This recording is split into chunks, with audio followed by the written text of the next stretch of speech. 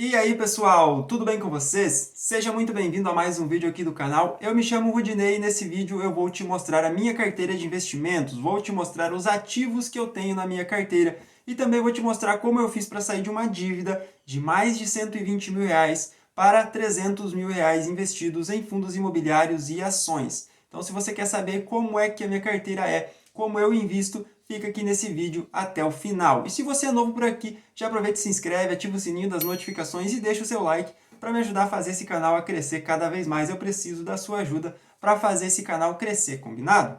Bom, então vamos lá.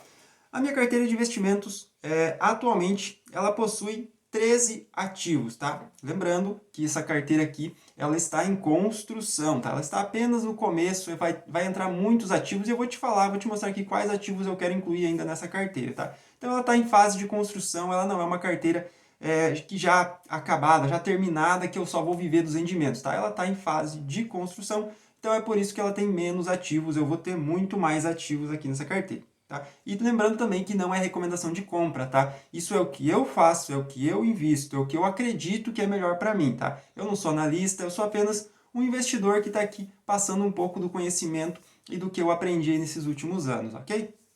Bom, então eu tenho 13 ativos, sendo 2 ações, 10 fundos imobiliários e um Fiagro, tá? Vou te mostrar aqui uma tabela do meu patrimônio e depois eu vou te mostrar ali quais são os ativos que eu tenho e quais eu vou colocar ainda na minha carteira. Bom, então aqui essa tabela ela começa lá no dia 31 de 5 de 2020, tá? Eu invisto desde 2018, mas essa tabela aqui ela começou lá em 2020 porque eu acabei perdendo a tabela que tinha até o ano de 2018, estava em outro computador e deu um problema e eu acabei perdendo, então eu recomecei aqui, lá em 2020 eu comecei essa tabela nova aqui, tá? Então em 2020 eu tinha R$ 1.500, mas eu comecei a investir em 2018. O que, que aconteceu? Eu investia desde 2018 e eu e minha esposa tínhamos uma empresa na cidade onde a gente morava. E chegou a pandemia, chegou ali 2020 e a gente acabou quebrando essa empresa e ficando com uma dívida de mais de 120 mil reais, tá? O que é que eu fiz para honrar parte dessas dívidas? Eu tive que retirar os meus investimentos, resgatar lá as ações e os fundos imobiliários que eu tinha e pagar uma parte dessa dívida. E mesmo assim, eu fiquei com um patrimônio negativo, mesmo retirando meus investimentos e pagando, eu fiquei com um investimento ali, um patrimônio negativo de 86 mil reais. Então eu devia mais de 120 mil reais, tirei uma parte do meu patrimônio, quase todo o meu patrimônio, paguei uma parte dessa dívida e ainda fiquei devendo 86 mil reais. Isso aqui é importante, pessoal, quero ressaltar aqui a importância disso para você que não faz, para você começar a fazer. Você pode fazer até numa folha de caderno, tá? Todos os meses. É importantíssimo você fazer esse balanço patrimonial bem simples. Você coloca a data, você escolhe uma data todo mês que você vai fazer o seu balanço patrimonial e você coloca lá essas 4 colunas: data, ativo, passivo e patrimônio líquido. A data você coloca, eu coloco sempre o último dia do mês. Tá? O ativo você vai colocar tudo o que você tem. Você pode colocar aqui a sua casa, o preço da sua casa, do seu apartamento, do seu carro, sua moto, o dinheiro que você tem investido em renda fixa, ações, fundos imobiliários. Você junta tudo e coloca aqui no ativo. Aqui no passivo você junta tudo e coloca as suas dívidas. Tudo que você deve no cartão de crédito, no banco, dívida imobiliária, você coloca aqui no passivo. E aí você faz a conta aqui no patrimônio. Você pega o seu ativo, diminui o seu passivo e você tem o seu patrimônio líquido. Todos os meses você fazer isso é muito importante, porque você vai ver se você está crescendo, se você está enriquecendo ou se você está empobrecendo todos os meses, tá? É importantíssimo fazer isso. Eu sempre fiz isso aqui mudou minha vida quando eu comecei a fazer. Eu comecei a entender o que eu tinha que fazer para começar a enriquecer, para começar a crescer de fato aí na minha vida financeira. Bom, então eu fiquei aqui com um patrimônio negativo de 86 mil reais e aí eu comecei a investir de novo. A gente foi trabalhando e vendendo tudo que a gente tinha para quitando essas dívidas e começar a investir. Então, em 2020 eu tinha apenas R$ 1.519 investidos. E aqui, meu último aporte foi no dia 30 de 6 de 2023, onde eu fiz o maior aporte da minha vida até hoje. Se Deus quiser, eu vou fazer aportes maiores ainda no futuro. Que foi de 250 mil reais e eu investi esse valor em fundos imobiliários. Tá? Então, aí chegando no patrimônio, está quase chegando nos 300 mil reais. São 299.462 reais com 53 centavos. Tá? Acredito que até o final do mês vai ultrapassar os 300 mil reais. Bom, por que eu investi esse valor total aqui em fundos imobiliários? Eu priorizei a renda passiva. Então, eu vou receber, vou mostrar aqui para vocês o gráfico, deixa eu voltar aqui na tabela, do gráfico dos dividendos e do patrimônio. Tá? Esse gráfico aqui é o do patrimônio, então é a evolução do patrimônio aqui desde maio de 2020 até o último aporte aqui em junho de 2023. E aqui eu tenho o gráfico da rentabilidade, dos dividendos, né? Desde março de 2020, né, de maio de 2020, até o último aqui, que atualmente está com 1.674, mas nem todos os fundos divulgaram ainda. Então, eu já fiz uma conta aqui, eu vou receber aproximadamente R$ 2.800 em dividendos dos fundos imobiliários.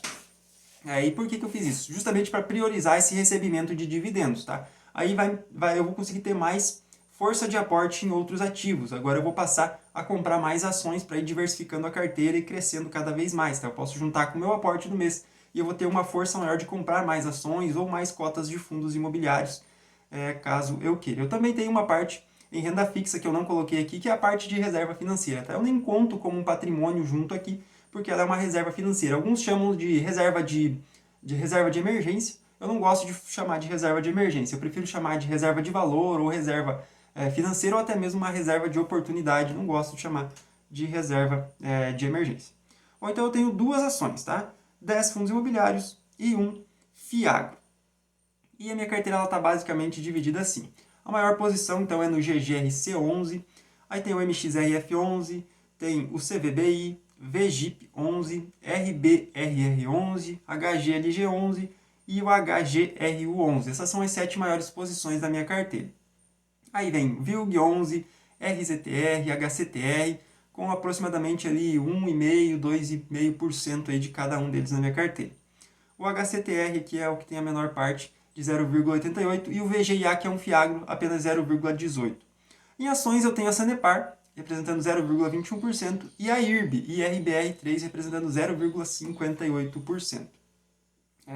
Notem que, tanto em ações quanto em fundos imobiliários, os mais arriscados, eu coloco uma porcentagem muito menor, no caso do VGIA e da IRB. Tá? E eu tenho como regra para minha carteira de investimentos colocar no máximo 10% do meu patrimônio a risco, 5% em fundos imobiliários de risco e 5% em ações de risco. Então, no máximo, 10% do meu patrimônio vai estar a risco. Então, eu posso investir um pouco mais em IRB ou em uma outra empresa de turnaround e também posso investir um pouco mais no VGIA, que é um Fiagro um pouco mais arriscado. Por que eu invisto menos nessas ações arriscadas? Porque elas podem dar um retorno muito grande ou eu posso perder todo o meu capital. Se eu perder todo o meu capital, eu vou perder no máximo 5% em cada classe de ativos. 5% em ações, 5% em fundos imobiliários. Mas se eu ganhar, por exemplo, na IRB, eu colocar ali 5% do meu patrimônio e ela voltar para o que ela era antes de ter toda aquela confusão lá com a administração, ela pode me dar aí uma valorização de 30% a 40% da minha carteira total.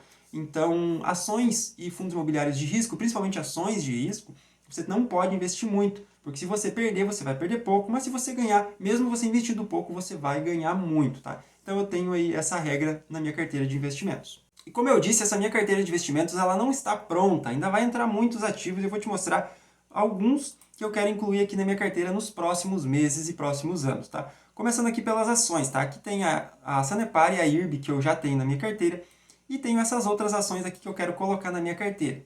No caso, a Taesa, VEG, Equatorial, Fleury, Banco do Brasil, Exetec, Leve 3, Agro 3, SLC Agrícola, Klabin, TOTUS, Home e Banco BMG. Então essas são as ações que eu pretendo incluir na minha carteira. Claro que eu já fiz uma análise dessas empresas, tá? Elas se encaixam no meu perfil de investidor, eu vou acabar fazendo novas análises antes de fazer os aportes, tá?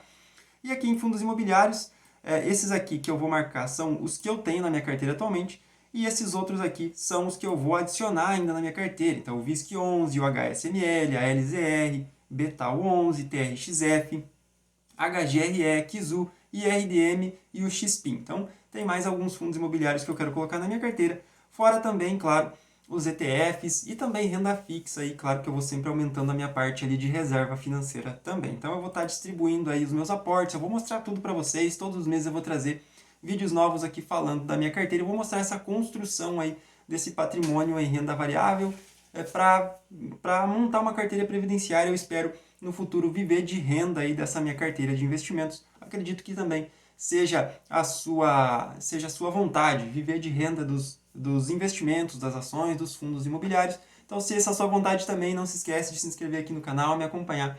E eu vou te passando todo o conteúdo, todo o conhecimento que eu vou obtendo, eu vou te passando aí para te ajudar de alguma forma, beleza? Esse foi o vídeo de hoje, muito obrigado por ter me assistido e até o próximo vídeo.